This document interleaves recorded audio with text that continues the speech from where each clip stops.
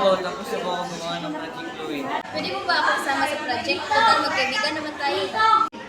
Naintindihan ko ang nararamdaman mo, pero sorry talaga na usapan na natin sa kung walang ambag please sa project.